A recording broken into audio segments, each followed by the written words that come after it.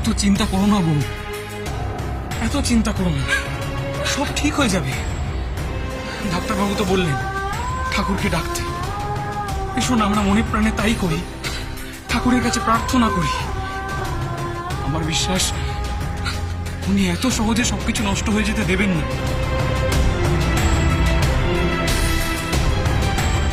যেমন ভাবে তুমি বললে, সত্যি যদি জীবনটা এত সহজ হতো। জীবন সহজ হবে বউ, তুমি তাকে সহজ হতে দাও। নিজেকে এত কষ্ট দিও না। তুমি জানো না তোমার কষ্ট হলে আমার কতটা কষ্ট হয়। আমার ভেতরটা এখন কি হচ্ছে তুমি বুঝতে পারছো না বউ।